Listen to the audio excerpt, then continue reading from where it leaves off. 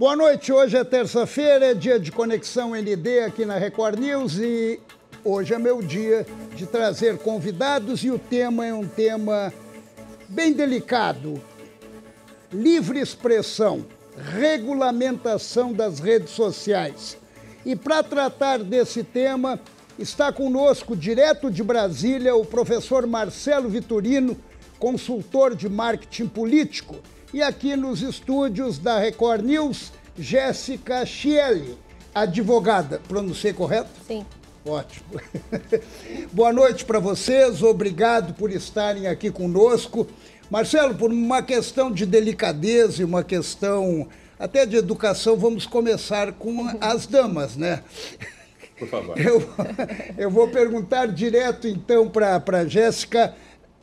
Em relação à regulamentação das redes sociais, há uma preocupação de que a regulamentação acabe se direcionando para uma determinada censura. A senhora acredita nisso também? Olá a todos, boa noite, Paulo, boa noite, Marcelo. É um prazer estar aqui hoje. Olha, o tema ele é bem delicado, é um tema que tem bastante debate jurídico e político envolvendo a questão. Mas eu acredito que a gente tem hoje no Brasil legislações que já amparam o uso da internet e uma branda regulamentação envolvendo o uso ali das redes sociais em si e da internet, através principalmente do Marco Civil de 2014, legislações como o LGPD também, sobre o uso de dados, mas hoje a gente não tem uma regulamentação específica, a exemplo da Europa, que já nos trouxe aí um início de regulamentação a respeito, né?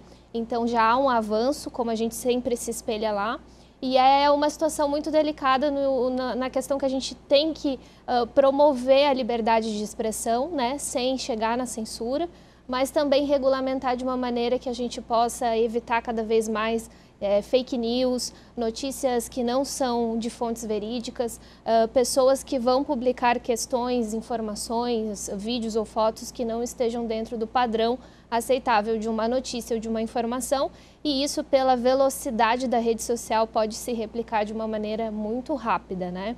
Então eu acredito que há possibilidade de chegarmos sim, né, em um debate que seja um pouco extensivo, mas certamente a gente vai ter aí muita discussão a respeito do tema para que nós, como agentes também juristas, jornalistas, pessoas envolvidas com marketing, vão opinar certamente para que isso seja melhor analisado, né? Professor Marcelo, a doutora Jéssica deixou bem claro que existe já uma legislação que, de repente, controla um pouco os abusos, as expressões que acabam extrapolando a razão. Mas, mesmo assim, foi colocado a censura no nosso país por uma determinação do Tribunal Superior Eleitoral. Isso, de repente, não é um alerta para a denominada regulamentação das redes sociais?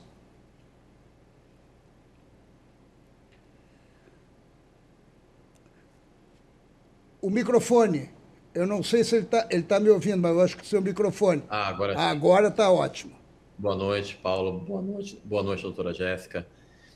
Essa é uma discussão um pouco ampla em relação à censura, regulamentação e controle. Censura é quando você proíbe que algo seja dito antes dele ser dito. Então, e é isso que não existe censura prévia, né? Essa é uma coisa que no Brasil não acontece. Então, o TSE, eu acho que deve estar se referindo ao processo eleitoral, que pediu para tirar algumas publicações do ar. Então, aí não foi uma questão de censura para aquilo que poderia ser publicado, mas sim para aquilo que estava em desacordo com a verdade na posição do TSE. Tá? Então, eu sempre sou muito comedido a falar de verdade, porque são várias verdades simultâneas, as pessoas acreditam em coisas, então eu tomo mais cuidado com isso. Bom, existem alguns elementos jurídicos para combater os excessos. Isso já tinha no Código Penal até. Se você pegar lá o crime contra a honra, ele já está no Código Penal tipificado. Ocorre que, quando vem a internet, o jeito que foi colocado aqueles crimes não consegue mais abranger os desdobramentos. Então, você recebe uma ofensa na rua, no bar, na reunião de família, amigos, aquela ofensa ficava restrita. Na internet, a ofensa ela não tem mais limite, ela vai ser compartilhada e recompartilhada. A mesma coisa quando você é caluniado. Então, alguém lhe acusa de cometer um crime, né, te chamando, sei lá, às vezes o sujeito chamou de ladrão e ele não é ladrão, então isso é chamado calúnia. É bom porque as pessoas, às vezes, elas confundem que calúnia é uma mentira simples. Calúnia é uma mentira quando você coloca no outro uma atividade criminosa. Então, quando era uma calúnia na mesa de bar, isso não tinha tanto espaço. Quando é uma calúnia na internet, aí tem um desdobramento e tem um problema muito grave na internet. Uma vez na internet, raramente você vai conseguir tirar aquele conteúdo por completo. Porque a pessoa já baixou, já passou pelo WhatsApp e aí ninguém tem controle. Então, tudo que a gente vai discutir, eu acho, nesse programa, ele está relacionado a uma terra que ainda tem um pseudo-controle, que é o mecanismo de busca, as plataformas de redes sociais, mas vai ter um lugar, que é o WhatsApp, que esse não tem controle e não tem como controlar mesmo. Não, é impossível qualquer tipo de legislação coibir um abuso no WhatsApp. Apesar dessa explanação do professor Marcelo, doutora Jéssica, a senhora não teme que possa ocorrer, de repente, pela interferência da política na regulamentação, o perigo da censura? Olha, a gente tem hoje no Brasil, a partir de 88 com a Constituição Cidadã, né, vários direitos que resguardam o estabelecimento da legislação visando o resguardo dos direitos fundamentais, das liberdades individuais. Então, há limites para que o legislador tenha que fazer a lei conforme o que se estabelece como direito básico. Mas na prática a gente vê a influência política, infelizmente, né? Dependendo de cada tipo de banca ou de congressista que estiver estabelecendo com um interesse de partido ou um interesse de legislação para aquele grupo específico. Mas quando se fala de redes sociais, a amplitude já é mundial, né? A gente não consegue estabelecer muito regramento específico limitante no Brasil, sem que isso influencie o seu uso para o mundo, né? Porque as plataformas hoje que detêm o WhatsApp, Facebook e grandes plataformas de uso vêm dos Estados Unidos, têm bases grandes na Europa. Então, para que o Brasil fique muito descolado disso, eu não creio que seja possível ter uma regulamentação tão impositiva que chegue a uma censura em si, né? Mas a gente tem que ficar alerta, com certeza, quando a gente fala de legislação, de debate político, envolvem interesses específicos que às vezes não convergem, mas certamente a gente tem legislações, principalmente oriundas da Constituição, né, leis, que vão trazer esse amparo específico para a gente não ter aí tanto desvirtuação, né? Professor Marcelo, o projeto do governo que foi encaminhado para o Congresso, um dos itens que eu recordo agora, ele determina que ele tem o direito de retirar uma postagem sem a interferência judicial. Quem é que vai determinar quem vai retirar e se aquela postagem é uma desinformação ou não? Isso já não é, de repente, uma censura? Então, eu acho que a gente vai ter que voltar um pouquinho nesse ponto, até para ficar claro para o espectador. Existe uma legislação que trata sobre a internet no Brasil, que é o Marco Civil da Internet. Nessa legislação, tem lá um item dizendo que as plataformas que hospedam os conteúdos, ou seja, Facebook, Instagram, até o próprio Google, que apesar de não hospedar um conteúdo, é um guia, né, para as pessoas, essas plataformas elas não são responsáveis por aquilo que é publicado nelas. Isso foi copiado também do Marco Civil estadunidense, que está em discussão agora também, tá? Não é só aqui não, lá nos Estados Unidos eles estão discutindo isso. Então, o que diz o Marco Civil? Plataformas não são responsáveis pelo conteúdo. Bom, se elas não são responsáveis pelo conteúdo, em tese, você só pode tirar algo de uma plataforma se tiver uma decisão judicial. Isso é em tese, Paulo. Por quê? Porque as plataformas têm políticas próprias. Então, o Facebook tem uma política própria dele, em que ele arbitra o que é certo e o que é errado. Isso já existe hoje pelas plataformas, é bom lembrar. Então, se uma pessoa publica uma foto ou um vídeo, por exemplo, com nudez dentro de um Facebook ou de um Instagram, a plataforma vai lá e retira. Ou seja, por isso que eu falo que em tese seria só por ordem judicial. Mas hoje já existe um controle da plataforma. Por exemplo, nos Estados Unidos, quando o Trump começou a falar algumas coisas e colocar o sistema eleitoral dos Estados Unidos também sob júdice, as plataformas tomaram a decisão de tirar o alcance das publicações do Donald Trump. Então isso foi determinado pela plataforma. A lei hoje não diz nada sobre isso, ela não fala sobre o que a plataforma pode ou não fazer. Então isso hoje estamos num limbo jurídico. Então eu acho que é só importante isso. Eu acho muito difícil você ter uma decisão de tirar um conteúdo, e eu acho que a sua preocupação tem mais relação com o conteúdo político, que não passe por uma decisão judicial. Aí a gente vai entrando numa outra discussão, né?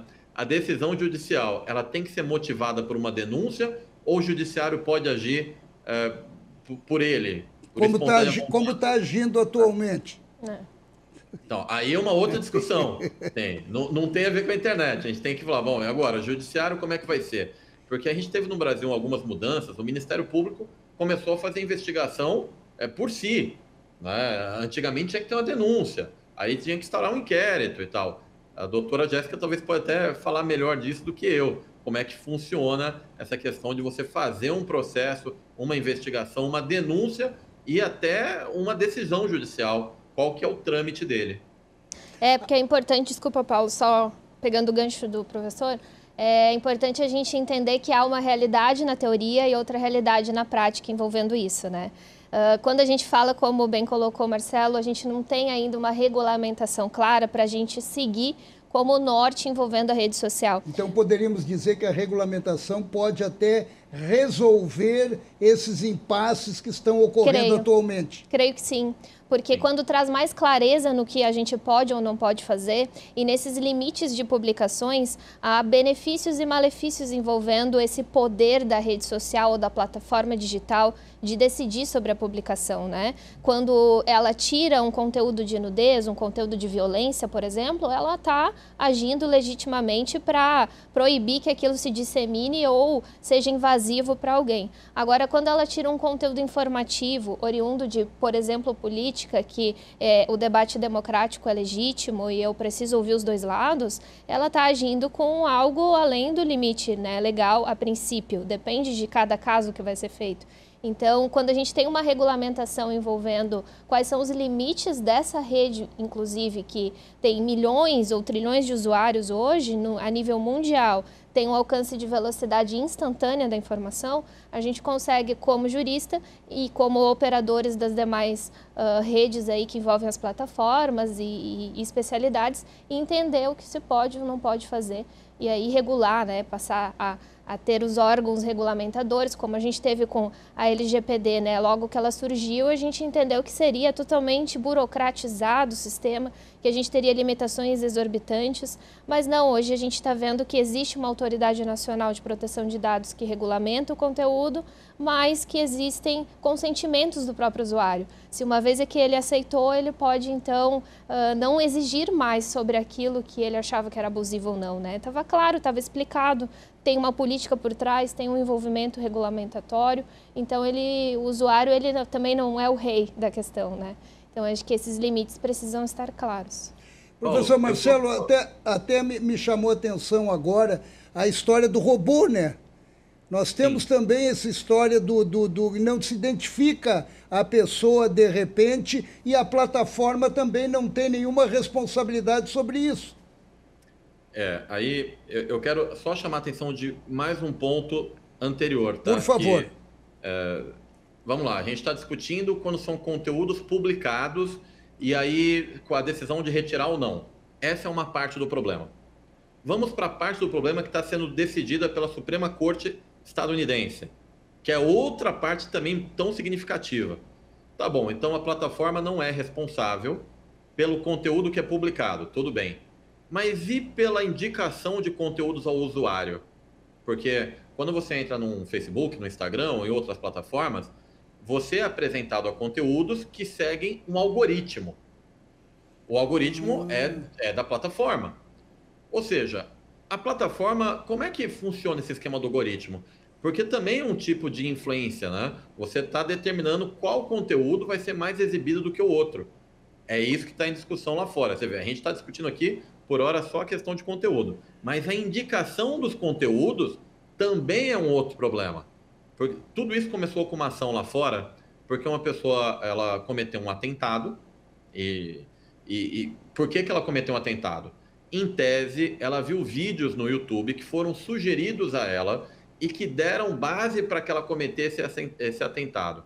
Aí a pergunta é, o YouTube é responsável ou não pelo desdobramento? É isso que está sendo definido lá. Aqui, essa questão do robô e do conteúdo anônimo é uma briga enorme. Por quê?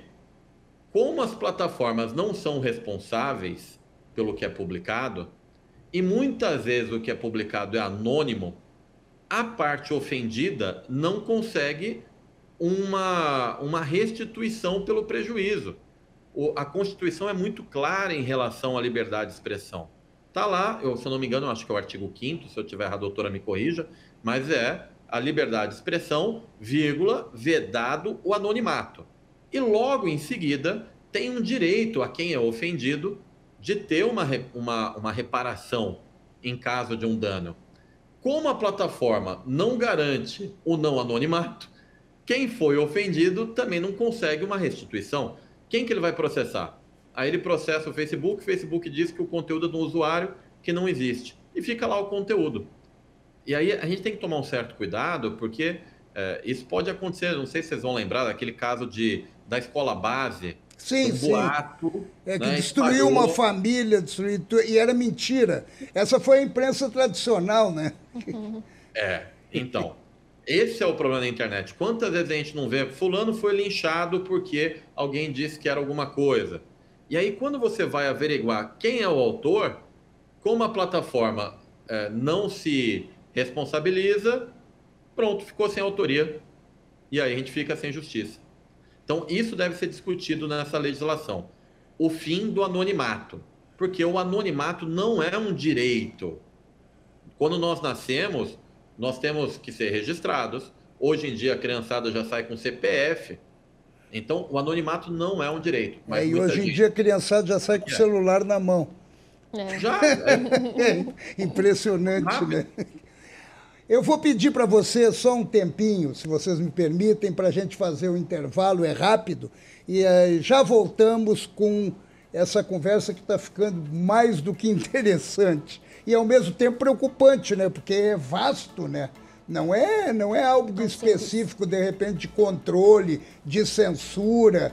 Tem situações ali, eu lembro até de uma situação de um laboratório que lançou na internet informações contra um remédio que ia ser lançado por esse laboratório. E acabou prejudicando toda uma pesquisa de anos e anos. E daí, quem é o culpado disso aí? Gente, é rapidinho, nós estamos aqui com essa conversa bem interessante sobre redes sociais, que envolve a todos nós, e a gente já volta.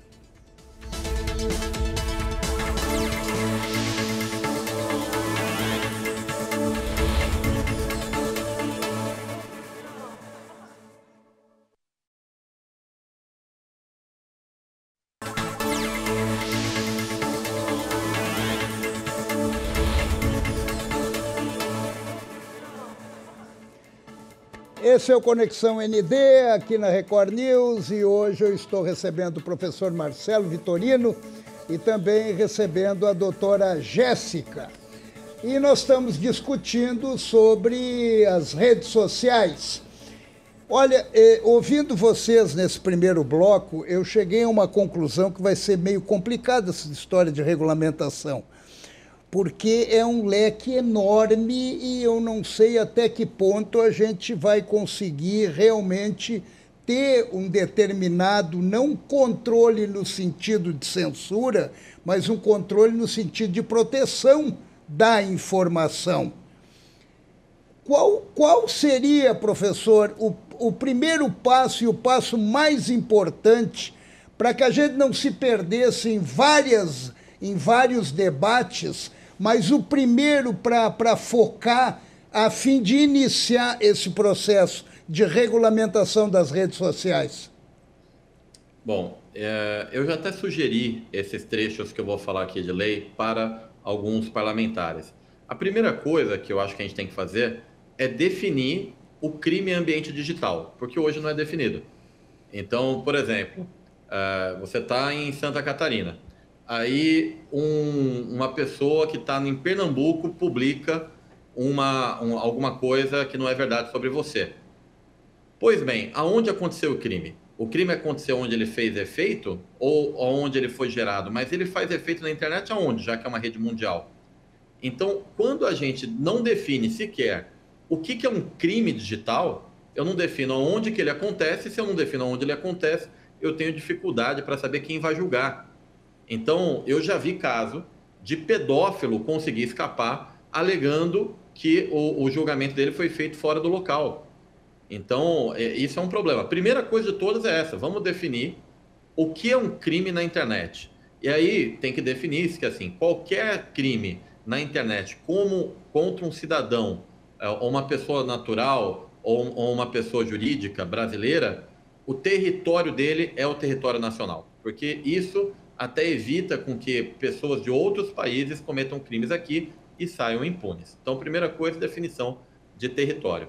A segunda coisa, a gente define a competência. Quem é que julga o crime virtual? Porque, geralmente, num crime contra a honra ou num crime comum, os julgamentos acontecem no domicílio do réu. Pois bem, você que é a vítima, que está em Santa Catarina, você vai ter que processar o réu lá em Pernambuco?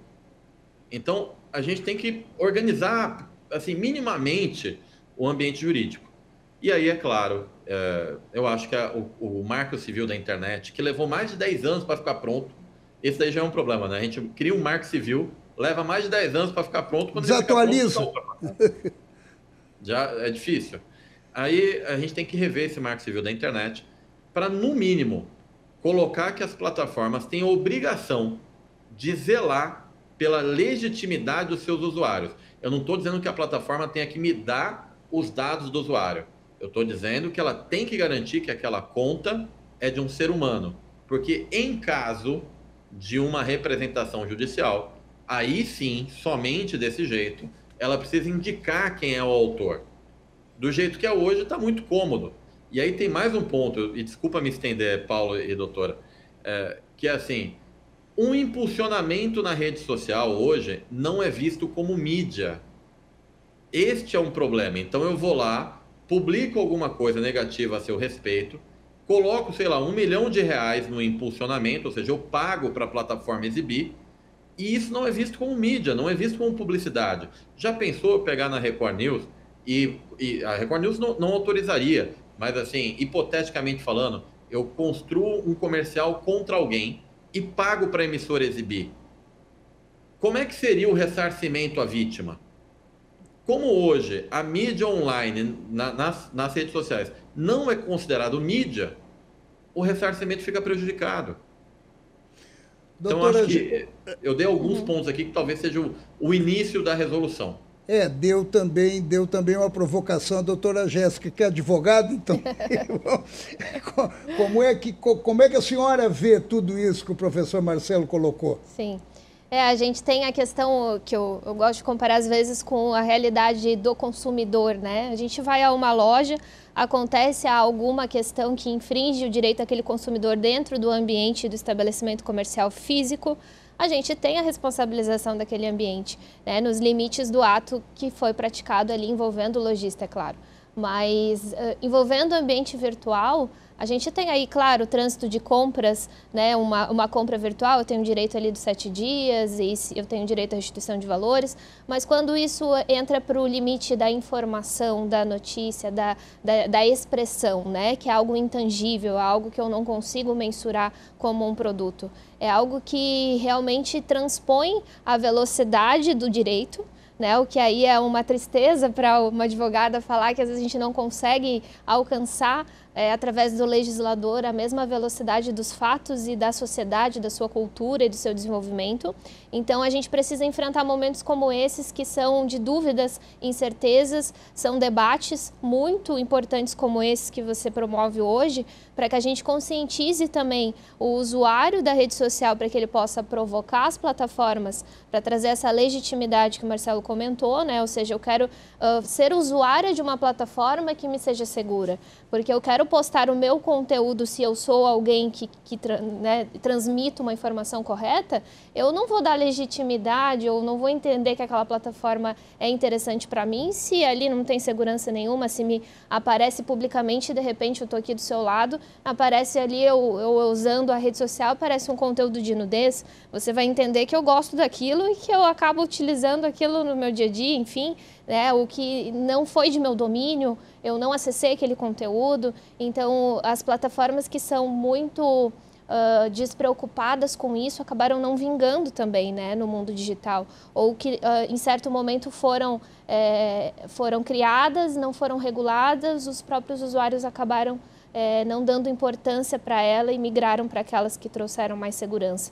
Então, acho que é um tema, sim, importante para as próprias plataformas, sites e todos os hospedeiros digitais, né, que se preocupem com a qualidade da informação para o usuário final, que é o seu cliente, é aquele que vai utilizar o conteúdo.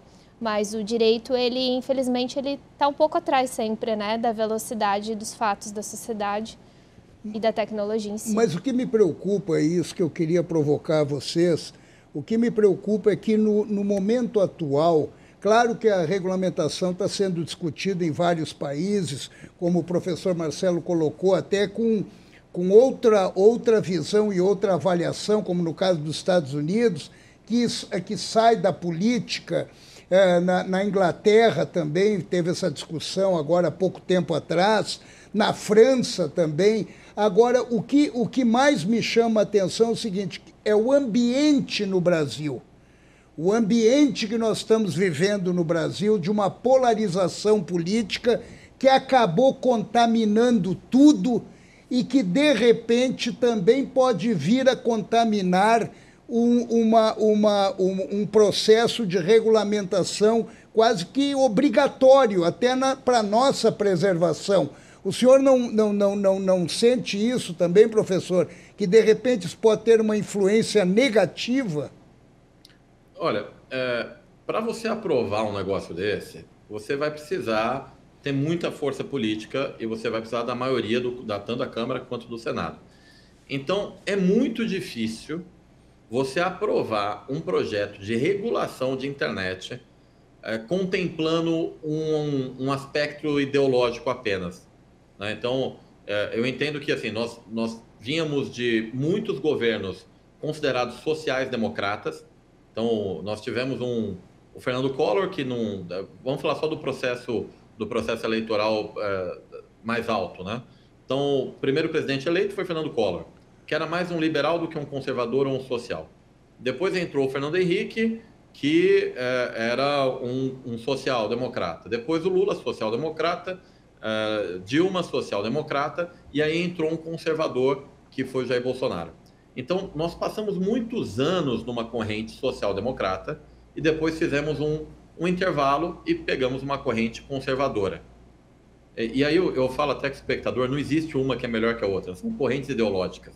E é muito difícil alguém ser só conservador ou só liberal ou só social-democrata. As pessoas elas pensam de forma múltipla.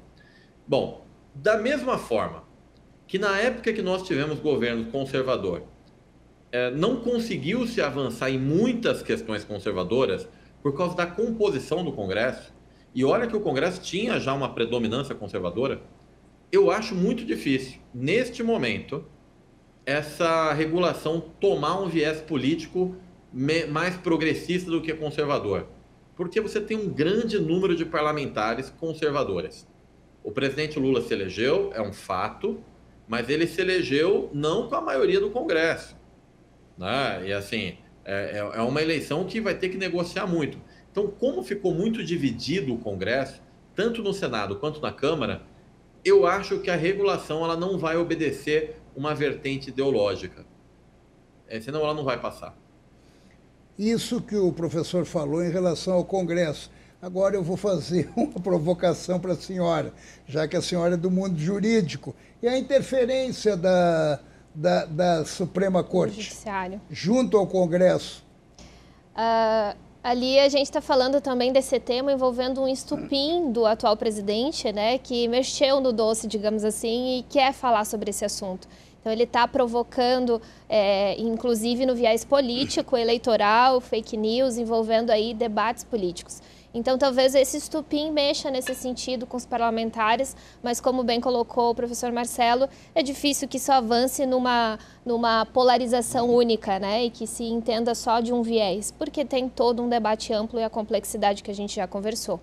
No âmbito judiciário, quando a gente fala da Suprema Corte, ela é colocada politicamente ali também, né? Então tem a influência, mas existe todo o devido processo legal para se respeitar. Algumas decisões, infelizmente, chegam no âmbito político, como já vimos historicamente, e alguns ministros se expressam definindo suas posições e seus entendimentos sem, às vezes, analisar o que a corte em si deveria definir, né, de unanimidade ou que todo o colegiado decidisse como um viés só. Então, a gente tem alguns personagens ali que bem sabemos quem são, que mais se destacam, que às vezes influenciam as suas expressões perante a sociedade. Mas eu não creio que seja algo que, pela força política que eles têm, pela força jurídica que eles têm, eles se arrisquem a fazer algo muito diferente, divergente do que manda o direito e a norma jurídica, né? Porque a gente tem a regulação. Em relação a isso que a senhora acabou de falar, essa é a minha preocupação no momento que está se discutindo um tema tão importante. Por favor, professor. Tem uma questão que eu acho também é bom para o espectador saber. A indicação para o STF, para o Supremo Tribunal Federal, ela é política e ela parte a partir do presidente da República, que é o chefe do Executivo. Nenhum presidente da República até hoje quis mudar isso. Nenhum. E isso é uma coisa, talvez fosse hora de mudar. A indicação política para assumir o topo do poder de outro poder, que é o judiciário, talvez não tivesse que ser indicado pelo presidente da República. E sim a partir de lista tríplice da própria categoria. Então, porque quando você tem o chefe do Executivo indicando os ministros do Judiciário, você vai ter uma vinculação. Não tem como não ter. E agora, o Congresso referendando, né? O que a gente tem que fazer é mudar, talvez, esse processo de indicação, entendeu? Lá na origem, né? Do Executivo para o Judiciário. E o Judiciário ter a sua própria casinha, como acontece em muitos casos. Desembargador é assim, e tem outros casos que funcionam dessa forma. Então, a gente teria que mudar a forma de indicação dos ministros para evitar as questões políticas. Mas, infelizmente, nenhum presidente até o momento quis mexer nisso. Esse é um outro assunto que vale um debate, mais um programa. Agora, infelizmente, a gente está terminando, mas eu queria fazer uma pergunta para os dois, dentro do tempo que nós temos, que é pouquíssimo, mas há esperança de uma regulação que atenda a todos nós? Professor. Na minha ótica, Paulo e Começa professor. Com você, então, vamos tá lá. Bom. Na minha ótica, sim. Tudo que a gente consegue debater envolvendo a sociedade, envolvendo a mídia, envolvendo os especialistas no âmbito, a gente consegue ganhar força, eu creio. A gente vai sofrer com nuances como essas que nós encontramos, que é principalmente a política, o judiciário politizado quando acontece, né, infelizmente. Então, a gente vai ter algumas barreiras para transpor. Mas eu acredito, sim, sendo breve aí por causa do nosso tempo, que temos possibilidade de ser positivos no assunto e precisamos que ele apareça. Para justamente... O Marco Civil levou 10 anos. Nada é muito rápido no direito. Bom, a minha posição é a seguinte: toda vez que você tenta alcançar a todos, você acaba diminuindo o alcance daquela norma. Então, assim, para que ela atenda a todo mundo, ela vai ser uma norma restrita. Ela não vai ser... Ela não vai respeitar muitas as liberdades individuais de um grupo ou de outro grupo, né? Ela vai ter que ser meio generalizada no sentido dela. Então, respondendo objetivamente a sua pergunta, eu acho que ela vai atender a todos, mas ninguém vai ficar 100% satisfeito. Esse é o nosso futuro da regulação. Professor Marcelo, muito obrigado por sua atenção, muito obrigado por participar do Conexão ND. Obrigado, doutora Jéssica, agradeço muito os esclarecimentos de vocês e obrigado você que nos acompanhou até aqui em mais um programa da Record News, que é o Conexão ND, e terça-feira eu estou de volta. Beijo.